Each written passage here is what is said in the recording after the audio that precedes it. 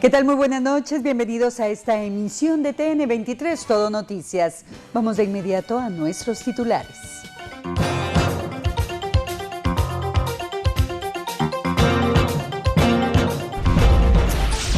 Desconocidos atacan a balazos a tramitadores en cercanías de tribunales.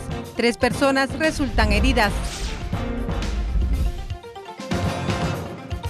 Dan el último adiós a piloto de Ruta 70 asesinado por no pagar la extorsión.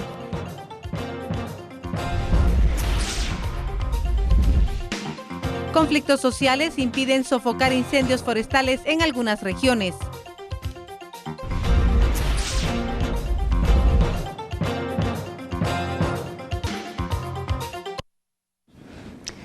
¿Qué tal? Les saluda Corina Ardón. Damos inicio al detalle de las noticias. Y iniciamos esta emisión con información trágica, y es que tramitadores que se ubican en las cercanías de la torre de tribunales y del Ministerio de Finanzas Públicas fueron atacados por 2 desconocidos que se conducían en una motocicleta. Personas que caminaban por la 7ª Avenida y 21 Calle de la Zona 1 se alarmaron al escuchar 9 detonaciones de arma de fuego. En el sector fue atacada una persona y del percance resultaron otras 2 heridas.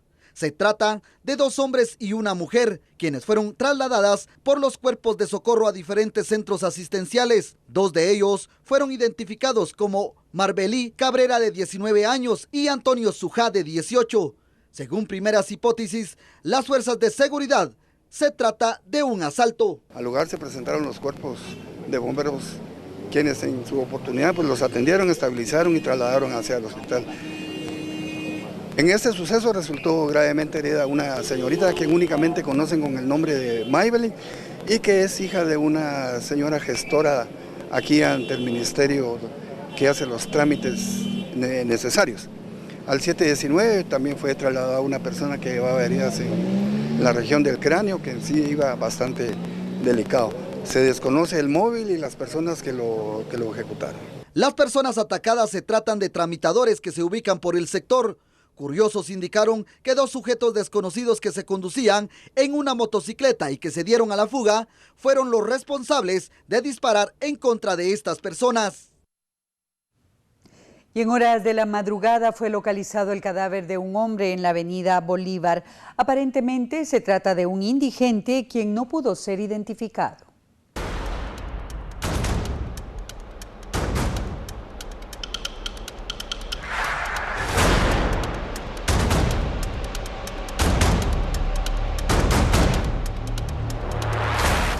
Un hombre de aproximadamente 40 años fue localizado fallecido en la acera de la 29 Calle y Avenida Bolívar, Zona 3 capitalina. Aparentemente, el individuo murió debido a golpes que tenía en la cabeza. Se presume que pudo haber sido víctima de un accidente vial.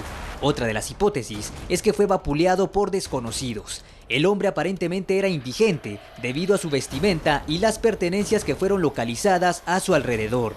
La Policía Nacional Civil acordonó el área, bloqueando uno de los carriles de la avenida Bolívar, lo que ocasionó congestionamiento vehicular, afectando a las personas que se dirigían de zona 1 hacia el Trébol.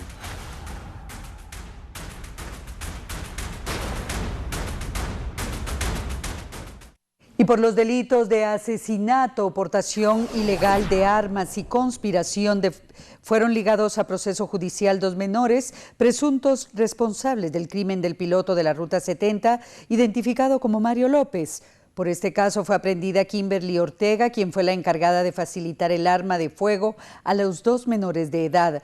Ahora se encuentra a la espera de ser escuchada por el juez en la audiencia de primera declaración.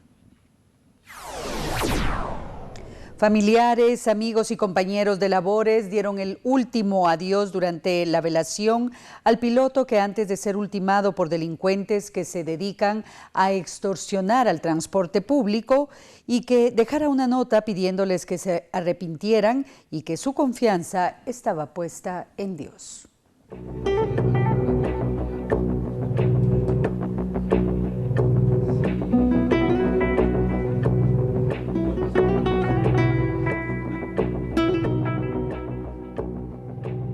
El cuerpo de Mario López, piloto de un bus de la Ruta 70, quien fue acribillado por supuestos extorsionistas en la colonia La Florida, zona 19, fue velado en una funeraria ubicada en la avenida Petapa y 25 calle de zona 12. Aproximadamente a las 10 de la mañana, el féretro fue ingresado a la capilla, donde familiares y amigos se reunieron. Los asistentes solicitaron a los medios de comunicación no ingresar al área donde estaba el cuerpo del piloto, entre algunas de las causas, evitar represalias en contra de los familiares.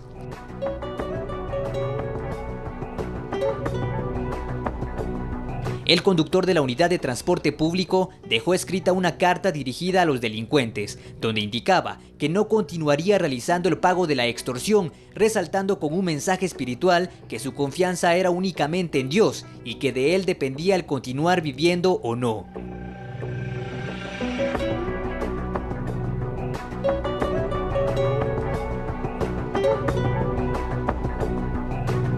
Mario López fue despedido por sus familiares y amigos este viernes, luego de morir ejerciendo su profesión.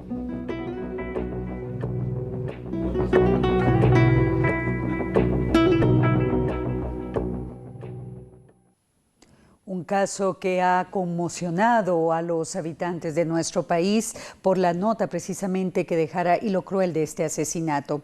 Y en otras noticias, la Comisión de Energía y Minas del Congreso de la República se adhirió como querellante al proceso del caso La Puya, que el Ministerio Público pidió declararse bajo reserva. Este día se realizó la audiencia de anticipo de pruebas que servirá para establecer la cantidad exacta del material mineral que fue incautado el 9 de mayo en San José del Golfo. Y desde El Progreso nos llegan imágenes y detalles de un joven localizado sin vida en un barranco de aproximadamente 20 metros. Asesinan a estudiante universitario. El joven estudiante José Feliciano Vázquez Valenzuela, de 17 años, fue interceptado por dos presuntos delincuentes, quienes lo despojaron de la motocicleta en la que se conducía e introdujeron en una hondonada de 20 metros de profundidad, en donde sin piedad lo asesinaron en el lugar más conocido como Los Mangos, sobre la carretera de terracería que conduce a la comunidad de Poza Verde del municipio de Sansar, en el departamento de El Progreso, informó la Policía Nacional Civil. También se dio a conocer que presentaba 2 heridas en la cabeza, posiblemente de arma de fuego. Y en el kilómetro 187 de la ruta a Occidente, a inmediaciones de los 4 caminos, un bus extraurbano, un camión y al menos 6 vehículos livianos protagonizaron un aparatoso accidente. El reporte lo envía nuestro corresponsal Leopoldo Batz. Un camión de carga perdió el control en el descenso hacia 4 caminos, ruta interamericana, kilómetro 187. 8 fueron los vehículos impactados, con un saldo de 5 personas heridas.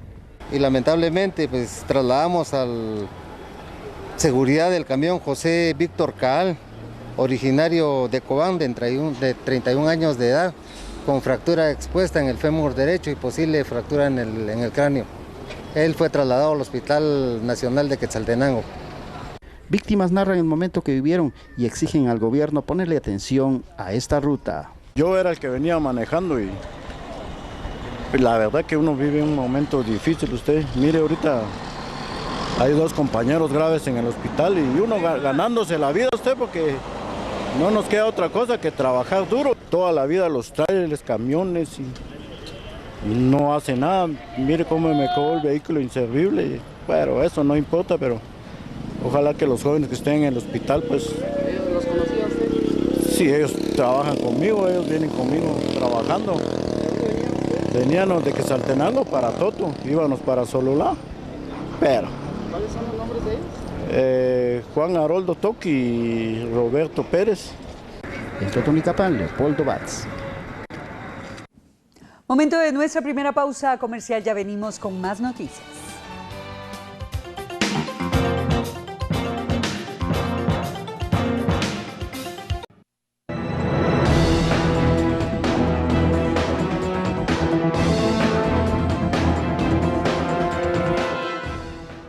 Y en algunas áreas como Petén no se ha permitido el ingreso de personal del Sistema Nacional de Prevención y Control de Incendios Forestales, lo anterior por conflictividad social o narcotráfico. En años anteriores se han dado ciertos problemas, ¿verdad? Que lamentablemente pues hasta nos han recibido a disparos, ¿verdad? Pero allá, como menciono, ya son situaciones muy ajenas a nosotros, entonces lo que procede ahí es dar la denuncia, ¿verdad? Poner la denuncia ante el Ministerio Público y retirarnos del lugar, ¿verdad? Porque ahí, si nosotros que somos únicamente bomberos nos disparan, ya llevar personal de seguridad es peor todavía.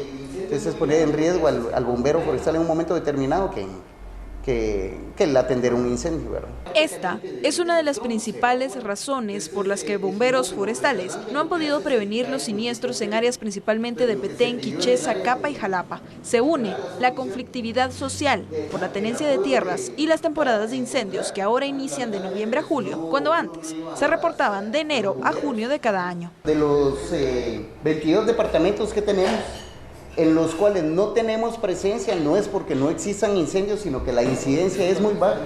Pero es en el departamento de Retauleu, Suchitepeques, Escuintla. Pero aquí está mal marcado, pero sí tenemos en Zacatepeques y en el departamento de Izabal. Estos son los departamentos que no se han tenido técnicos. Ustedes pueden ver, son 23 técnicos, en los cuales hay presencia y cada uno de los técnicos pues tiene... La cantidad puede variar de una cuadrilla que está conformada por 10 bomberos, o hay personas, por ejemplo, en el departamento de Petén, que tenemos 6 técnicos en incendios forestales, pero hay 10 cuadrillas, o sea, 100 personas. Entonces hay unos que tienen 2 cuadrillas, otros que 1. A nivel nacional existen 337 bomberos forestales. Solo en Petén se han reportado 164 incendios y en el resto del país 448, lo que representa más de 9.000 hectáreas de bosque. Encargados del Hospital Roosevelt dan cuenta que en el tema de alimentación para pacientes han contado con un 90% durante los últimos 2 años, situación que contrasta con la crisis que enfrenta el Hospital General San Juan de Dios. Realizamos una visita al Hospital General Roosevelt, específicamente en el área de cocina y bodegas de abastecimiento, y pudimos observar que cuentan con provisiones y un stock de alimentos en bodegas. El abastecimiento que mantenemos en el hospital está entre 85 y 90% normalmente. No hemos tenido realmente en el año problemas de abastecimiento de alimentos y tampoco hemos tenido muchos problemas en lo que es pago a los que nos distribuyen los alimentos. Lo que hemos tenido tal vez un poco de desfase es que no nos han puesto cuota en ocasiones para el grupo de alimentos, sino que nos ponen casi siempre para el grupo de medicamentos y para el grupo médico quirúrgico. Entonces hemos tenido problemas en lo que es cuota para ese grupo. Cuando nos la dan, entonces aprovechamos para lograr pagar la mayoría de alimentos, pero desabastecimiento no hemos tenido. El director del nosocomio indicó que debido a la creciente demanda de pacientes presentan inconvenientes. Tuvimos un ligero problema en alimentos con respecto a la cantidad de pacientes que tenemos nosotros hospitalizados. Este hospital está hecho básicamente, eso yo no insisto mucho porque este hospital está hecho básicamente para tener 950 pacientes. Esas son las camas sensables que tenemos nosotros. Sin embargo, en los últimos años y en los últimos meses se ha incrementado mucho los pacientes hospitalizados aquí en el Roosevelt. Es más, hemos tenido que tener camillas en el hospital y hay ocasiones que llegamos a 1.150 pacientes internados. Eso lo que hace es que obviamente nos minen más rápidamente los recursos para todo, tanto en alimentos como en medicamentos y médico quirúrgico. Debido a la crisis que vive el sector salud, este hospital cuenta con abastecimiento regular en comparación con algunos otros. Y por otro lado, no podemos dejar de hablar de la crisis que ha afectado salud pública y que está a la vista. Y hay muchos hospitales departamentales que realmente no cuentan con los insumos a la fecha y esos pacientes son referidos al Roosevelt o San Juan y los tenemos nosotros que atender, ¿verdad? Paciente que entra al Roosevelt se queda en el Roosevelt, no lo podemos contrarreferir. El Roosevelt sirve alrededor de 9.000 raciones al día distribuidas en los diferentes tiempos de comida y en cuanto a refacciones únicamente se sirven en el área de pediatría a personas diabéticas y a todos aquellos que requieran una dieta especializada. Bueno, nos estamos abasteciendo mensualmente y en ocasiones quincenalmente. No tenemos tampoco mucha capacidad para tener fríos. Tenemos 2 cuartos fríos grandes, pero no alcanzan para la cantidad de, por ejemplo, carne o pollo que sea en el hospital. Entonces tenemos que estar abasteciendo a veces cada semana. ¿Qué le digo? Hoy una donación de 3,000 libras de pollo nos alcanzan para un día en el hospital, ¿verdad? Para servir un día en el hospital. Entonces sí tenemos que estarnos en algunos productos y en los perecederos, sobre todo, tenemos que estarnos abasteciendo una vez a la semana. En cuanto a la deuda, este hospital está ejecutando su presupuesto anual de manera adecuada, según lo han indicado autoridades. No, deuda de arrastre ya no tenemos en el hospital.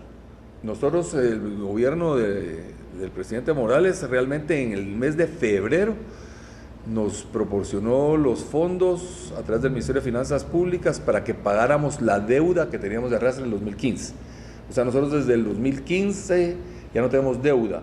Solo tenemos alguna deuda, como 1.5 millones, a alguna empresa que tenemos prohibido pagarle por cuestiones legales, pero después no debemos nada del 2015.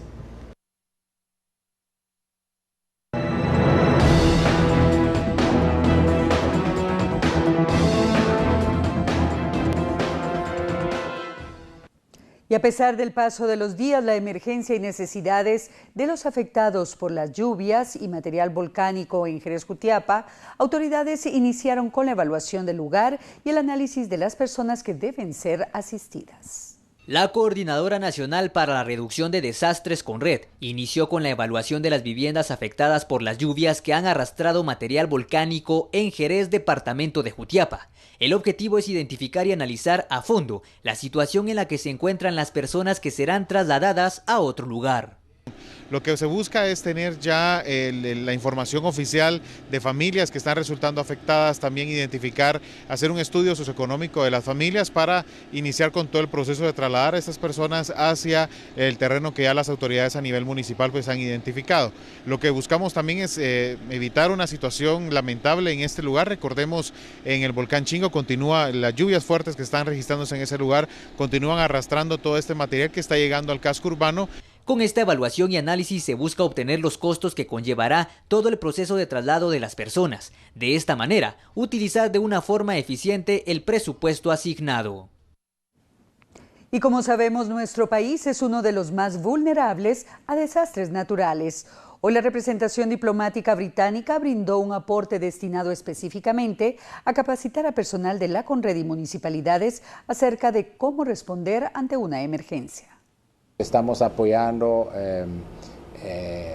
a nivel comunitario, a nivel de las escuelas también, de empezar de hablar de los desastres y tipos de desastres que puede enfrentar cada población para mejorar la respuesta no solamente institucional, pero de las personas, de las comunidades mismas, cómo preparar, cómo mejorar la resiliencia de estar preparados. Por su lado, la representación del Programa Mundial de Alimentos resalta el riesgo que se incrementa para las familias. Hay riesgos de aumento de casos de desnutrición para los grupos más vulnerables como los niños que están en situación de malnutrición crónica en contexto normal.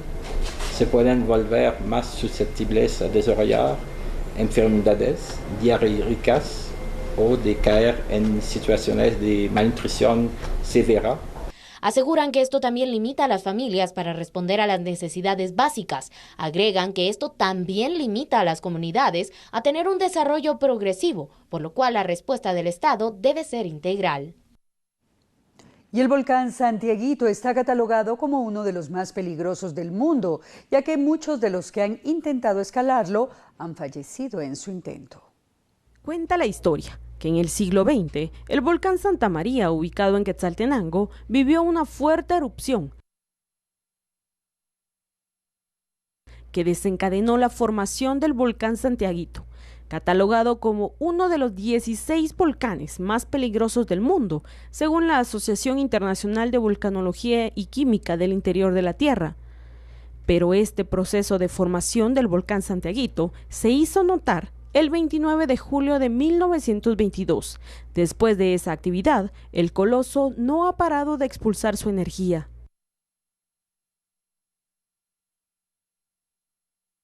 cobró muchas vidas, aproximadamente 6.000 muertos, aunque datos históricos para esa época no hay, ¿verdad? Una de las tragedias que marcó a la población quetzalteca ocurrió el 19 de julio de 1990. La explosión provocó la muerte de un sacerdote, un bombero y 2 investigadores. El volcán más o menos como a las 9 aproximadamente tuvo su explosión y nosotros sabíamos que estas 4 personas andaban en ese lugar, pero ya no se logró tener la comunicación con ellos.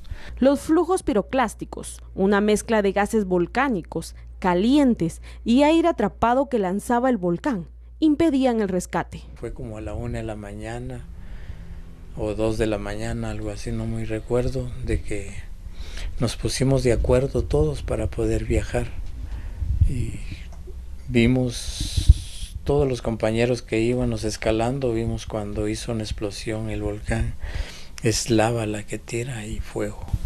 A pesar de lo complicado, 4 bomberos voluntarios intentaban encontrar a los montañistas aún con vida. A las 6 de la mañana fue cuando encontramos el primer cuerpo, que es de Sudi Escobar, que lo encontramos en posición fetal, y posteriormente fuimos encontrando a las demás personas.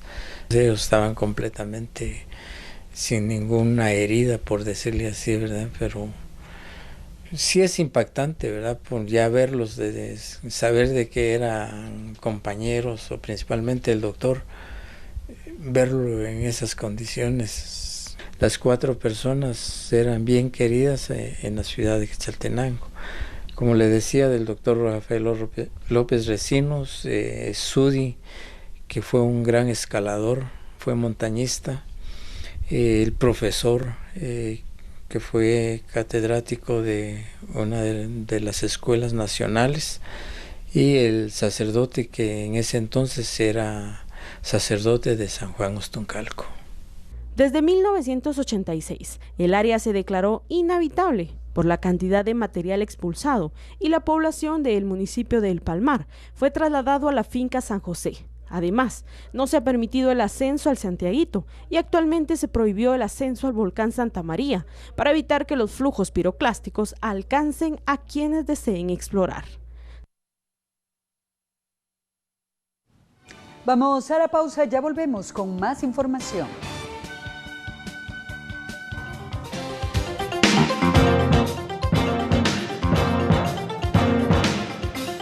Y la Universidad de San Carlos de Guatemala lamenta que no se le incluyera en la Secretaría Técnica que promueve el diálogo de reformas al sector justicia. En las mesas de diálogo promovidas por la Secretaría Técnica de Reformas al sector justicia están ausentes la Iglesia y representantes académicos del país. La encabeza la CICIG, Oficina del Alto Comisionado de las Naciones Unidas, la Procuraduría de los Derechos Humanos y el organismo judicial desde el 4 de julio. Quienes han llegado al legislativo para socializar la propuesta de cambios a la Constitución, calificada como impuesta y sugestiva por algunos diputados. Lamentablemente no se nos tomó en cuenta en ese sentido, pero nosotros lo que nos interesa realmente es que se fortalezca el sistema de justicia y sí, por supuesto que se tome en cuenta al sector académico, que es un sector muy importante y representativo de lo que es el conocimiento y la información y la capacidad que se tiene de investigación. Entonces, por supuesto que este tipo de decisiones a veces son controversiales, pero hay que pensar en que realmente, yo lo he dicho muchas oportunidades, cuando nuestros constitucionalistas manifestaron que estuviera la academia dentro de las comisiones de postulación en la integración de la Universidad de San Carlos en la Corte de Constitucionalidad, fue pensando en que la academia, sin sesgo alguno, velara por la población guatemalteca. Parece contradictorio, ya que el presidente del organismo judicial dijo que no se ha negado la participación, en este caso, de la Universidad de San Carlos, institución que junto al Congreso de la República, organismo ejecutivo, Corte Suprema de Justicia y Tribunal Supremo Electoral, están facultados para la presentación de iniciativas de ley. La Secretaría Técnica determinó un procedimiento y de esa cuenta se indicó desde el momento que salieron todos los requisitos para poderla instalar. la forma de cómo podía participar cualesquiera de las entidades o personas individuales, asociaciones o grupos organizados, y de esa cuenta pues no se pudo haber excluido la Universidad de San Carlos de Guatemala ni ninguna otra casa de estudios. Entonces se pudo haber incorporado a la discusión y poder realizar las propuestas que estimara pertinentes. Aún así se ha escuchado dentro de todas las mesas de discusión que es necesario tomar en cuenta a las casas de estudios superiores, no específicamente a la San Carlos, sino a todas las universidades, toda vez de que son las encargadas de la educación superior en Guatemala y que es necesario que la academia esté representada.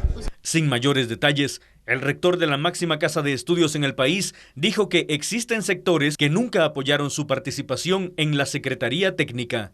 Hay sectores que están interesados en que no se tome en cuenta la Universidad de San Carlos, pero lamentamos porque nosotros tenemos todo el deseo, toda la voluntad, todo el compromiso y la responsabilidad de participación.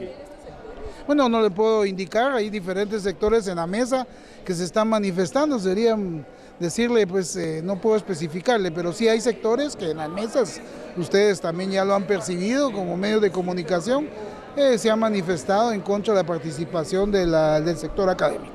El ex vicepresidente Juan Alfonso Fuentes Soria dijo que lo más importante en la discusión de las reformas constitucionales es la prevalencia de la soberanía del país. Yo pienso que con recibir propuestas no se rompe la soberanía, se rompería si por maneras subterráneas o de alguna otra manera se tomaran decisiones con esas bases, pero si están expuestas a la luz pública, si son para debatirse y discutirse, yo no veo injerencia en ese sentido. Cada quien tiene derecho de opinar y de dar sus aportes, pero al final es el ciudadano, el pueblo el que decide.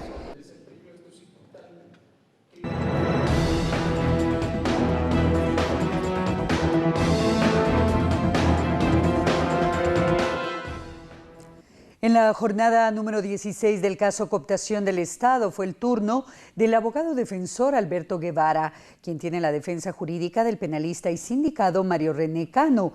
Guevara aseguró que la imputación del Ministerio Público es incorrecta. Su patrocinado recibió un inmueble de buena fe y no sabía que este era investigado por el ente acusador. La señora Roxana Valdetti buscó a mi patrocinado para pedirle sus servicios como abogado en abril de 2015. Mario René Cano no la buscó a ella, señor juez, refirió el defensor Alberto Guevara. La señora Roxana Valdetti Díaz solicita, porque el abogado Cano no la va a buscar a ella llega, le solicita sus servicios profesionales. Para eso es, para su abogado litigante. Viene él y hace un contrato por servicios profesionales por 8.500.000 quetzales. Según Guevara, Valdetti y Cano, el año pasado acordaron la entrega de un inmueble como pago por sus honorarios. Cano Gutiérrez defendió a la exfuncionaria en el caso La Línea. Como parte del pago de sus honorarios, él recibe un bien inmueble que está aportado a una sociedad, porque aquí el valor del inmueble hacia la sociedad es el objeto en realidad, no es de la sociedad del inmueble, sino que a uno le interesa el inmueble y está aportado en la sociedad. Mi patrocinado no sabía que ese inmueble era investigado por el Ministerio Público. El abogado Cano actuó de buena fe, aseguró el defensor Alberto Guevara ante el juez Miguel Ángel Gálvez. ¿Qué más, señor juez? Es que de verdad que el abogado Cano no sabía. Yo no estoy mintiendo, si aquí está, mire. Yo creo que el abogado Cano se enteró de los supuestos problemas hasta que se enteró el Ministerio Público. Pero en lógica jurídica penal, 2 más 2 pueden ser 8, señor juez. Y este abogado actuó de buena fe. Y en el legítimo ejercicio de un derecho. En la jornada 16 de la primera declaración, pocos abogados presentaron sus pruebas de descargo. El juez Gálvez dijo que al ritmo que va la diligencia judicial, terminará de escuchar a los defensores el miércoles de la próxima semana. El abogado y sindicado Mario René Cano Gutiérrez sostuvo una discusión verbal con el exbinomio presidencial Otto Pérez Molina y Roxana Valdetti. El hecho sucedió después que su defensor jurídico, Alberto Guevara, finalizara de hacer su presentación ante el juez Miguel Ángel Gálvez. El abogado Mario René Cano reconoce que se originó una discusión verbal con los exfuncionarios Otto Pérez Molina y Roxana Valdetti en la sala de vistas de la Corte Suprema de Justicia. Yo creo que a todas las personas, hay unas personas que les parece muy bien, hay otras personas que realmente toman este tipo de situaciones de manera que no deberían, sino que tenemos que ser bastante objetivos. Bajo esas circunstancias sí un pequeño intercambio de palabras, no pasó a más, pero lo que nosotros, y yo lo que en su momento manifesté es de que nosotros no estamos ocultando nada, sino que es simple y sencillamente la verdad. Según Cano, el exbinomio presidencial interpretó que su abogado defensor, Alberto Guevara, reconoció la existencia de una estructura criminal, pero esa es la hipótesis del Ministerio Público, no de ellos. Además, él está haciendo uso de su derecho material y jurídico. Yo lo que en ese momento estaba sucediendo era el por qué nosotros criminalizar y ponerlo como una estructura. Pero esos son los fundamentos que tiene el Ministerio Público, nosotros no lo podemos obviar y no lo podemos quitar por algo antojadizo, sino que tenemos que cumplir con la ley y si esa supuesta estructura está integrada, será la ley quien juzgue. Pero bajo esas circunstancias, si nosotros no estamos involucrados, yo tampoco voy a hablar de más o voy a quitar palabras o voy a cortar situaciones que no son verdad. La ex vicepresidenta, ¿qué fue en concreto lo que le reclamó a su persona? Mire, no fue tanto un reclamo, sino lo único es que yo creo que, como les manifiesto y lo único que puedo decir es, no a todos les gusta en realidad la presentación, pero es parte de mi defensa y lo voy a seguir ejerciendo hasta el día que prácticamente sigamos en este proceso. Después de unos minutos de la discusión, el abogado Mario René Cano regresó al lugar donde estaba Valdetti para reiterarle que el caso hay que tomarlo objetivamente, no de forma personal. En esta oportunidad, el expresidente Otto Pérez Molina no estaba presente. Por aparte, el Ministerio Público pidió en un juzgado de extinción de dominio pasar a manos del Estado una propiedad de la ex vicepresidenta Roxana Valdetti, valorada en más de 19 millones de quetzales. La unidad de extinción de dominio del Ministerio Público solicitó al juez Marco Antonio Villeda que se inicie un juicio en esa instancia para que una propiedad de la ex vicepresidenta de la República, Roxana Valdetti, valorada en 19.152.000 quetzales, pase a manos del Estado guatemalteco. La propiedad está ubicada en la colonia Los Eucaliptos, Santa Catarina Pinula. Según la hipótesis del MP, esa propiedad de la exfuncionaria Valdetti la adquirió con dinero producto de actos de corrupción. De esa cuenta, este sería el primer inmueble que el MP busca quitar a la ex vicemandataria, quien enfrenta varios procesos penales, como la línea Lago de Amatitlán y terminal de contenedores Quetzal, además, a la espera de conocer si queda sujeta a una nueva causa penal. Roxana Valdetti Elías no se ha pronunciado por las últimas acciones de embargo y extinción que realizó el Ministerio Público. Quedará pendiente conocer cuándo la Judicatura, a cargo de Marco Antonio Villeda, programe el inicio de juicio de extinción de dominio.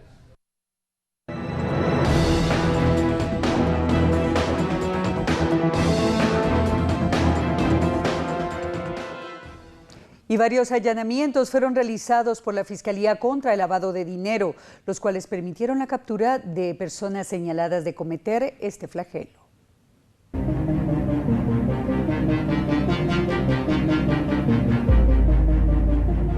Un total de 20 allanamientos en los departamentos de Escuintla, San Marcos y Guatemala realizó la Fiscalía contra el lavado de dinero. Los resultados fueron positivos, pues se detuvo al menos a 15 personas señaladas de participar en actos ilícitos. La primera estructura lavó dinero a través de una ONG en un Consejo Departamental de Desarrollo. Estamos hablando de una investigación en donde la Fiscalía logró determinar que se habrían lavado alrededor de 5 millones de quetzales provenientes de un CODEDE y que el ilícito se habría cometido utilizando una ONG. Otra estructura fue descubierta por una denuncia de la Intendencia de Verificación Especial por transacciones millonarias hacia México y Estados Unidos. La Fiscalía logró determinar, luego de una denuncia de transacciones sospechosas, que este grupo había lavado un poco más de 100 millones de quetzales en un periodo comprendido de 9 meses durante el año 2010. Según la Fiscalía, el delito de lavado de dinero tiene una condena de entre 6 y 20 años de prisión. Y precisamente al sótano de la Torre de Tribunales ingresaron las personas que fueron detenidas durante estos allanamientos realizados este día. Estas dos estructuras eran investigadas por diferentes delitos. La primera se trata de varias personas que por 9 meses realizaron transacciones por más de 100 millones de quetzales. Y el segundo caso, al de Codede de Escuintla, quienes realizaron transacciones a diferentes cuentas sin que existiera una justificación, por lo que la mayoría están siendo señaladas por el delito de lavado de dinero y asociación ilícita. Dentro de los detenidos se encuentran Alejandra Ávila, Derek Pineda y Marta Castañeda, quien se desempeñó como secretaria de la SOCEP durante el gobierno de Álvaro Colón. Además, es la pareja del diputado de la bancada Todos, Ovidio Monzón. Otros de los detenidos está Rodrigo Reyes, Aleida Valdés y Miguel Ángel Torres, quien es el exgobernador del departamento de Escuintla, a quien el Ministerio Público lo señala de lavar 5 millones de quetzales. Pues yo no he podido leer la acusación, fíjese. Ahorita voy a enterarme bien siempre les voy a estar informando porque en este momento no estoy muy informado. ¿Usted recursos durante su administración? Sí, claro. Yo estuve un año de gobernador. ¿Durante el gobierno de Álvaro Colón? Sí. Pero usted no utilizó esos 5 millones como lo están indicando ahorita. Pues eso es lo que yo no sé de qué me sindican, porque si ellos me sindican, porque ya me encontraron los 5 millones, ¿verdad? Tal vez el Ministerio Público los tiene. ¿Junto con usted tienen a otras personas o no? Pues no sé. Ellos llegaron a mi casa desde las 6 de la mañana y no me di cuenta yo si habían... ¿Le dijeron qué delito lo estaban realizando? Lavado de dinero.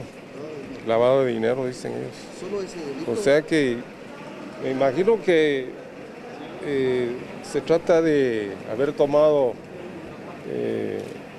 fondos haber sustraído fondos posiblemente que me acusan ellos, pero están equivocados. Los detenidos fueron enviados a prisión preventiva por el Juzgado Noveno de Instancia Penal, quienes les hizo ver el motivo de su detención y agendó para este lunes la audiencia de primera declaración. Y al evaluar el perfil de la asesora del partido Todos, Marla Castañeda, la bancada decidió destituirla por los resultados de su trabajo a cambio de 12,000 quetzales mensuales. Desde finales de junio, cuando Maynor Capa aún fungía como jefe de la bancada Todos, destituyó a María Milicia Castañeda Mérida, debido a los cambios de la ley orgánica del organismo legislativo, en los cuales se regula el número de asesores asignados por diputado. Hubo necesidad de evaluar el trabajo desempeñado de este personal. Dentro de lo que establece la ley está de que se puede por cada 4 diputados un asesor.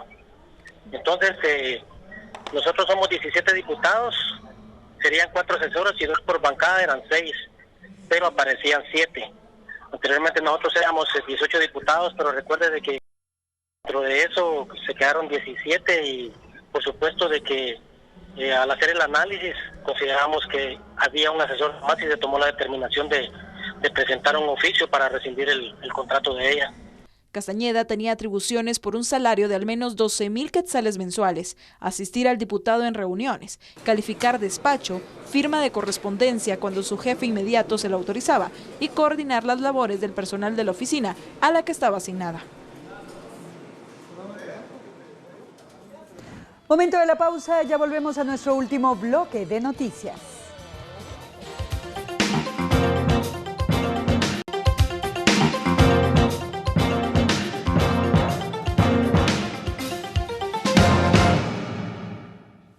Y la desaceleración de la economía nacional podría generar una crisis en la generación de empleos. Representantes del CIEN recomiendan evaluar dicha situación.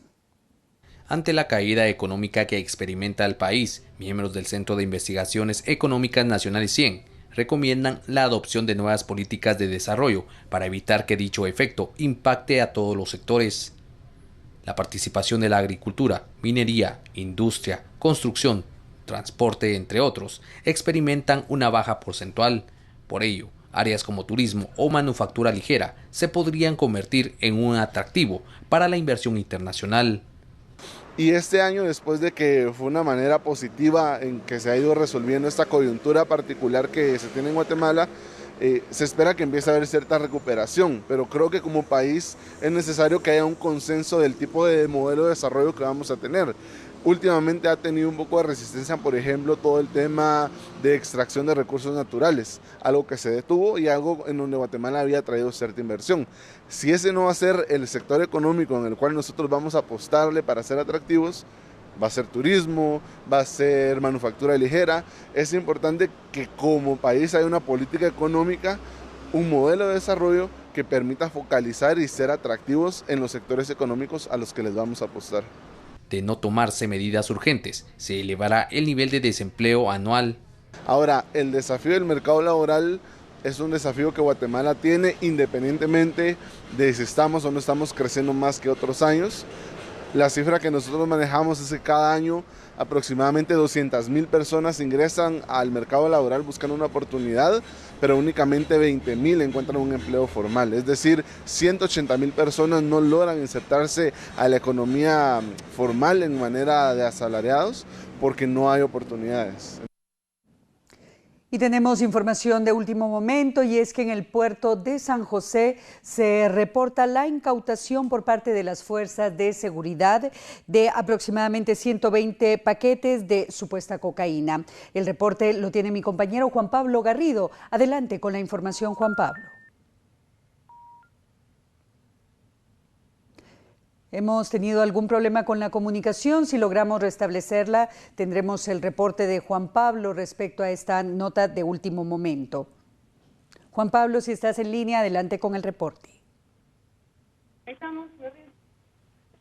Gracias, Corina. Buenas noches. Queremos informar que autoridades de la Policía Nacional Civil reportan un decomiso de posible droga en las costas del puerto de San José. Puedo comentar que la droga venía de manera oculta en una embarcación, la cual ha sido ya interceptada por elementos antinarcóticos de la Policía Nacional Civil y el Ejército de Guatemala. Esta embarcación de color blanco se ha localizado 7 costales, los cuales en su interior traían 120 paquetes. Hasta el momento ya el Ministerio Público, en conjunto con elementos antinarcóticos, realizan las pruebas correspondientes para determinar qué tipo de droga es la que ha sido incautada. Esta es información preliminar y el monto de lo decomisado también se tiene pendiente debido a que no se ha establecido si es droga. Preliminarmente se ha informado que es cocaína la que venía oculta en esta embarcación, la cual ha sido interceptada en horas de la noche en las costas del Pacífico.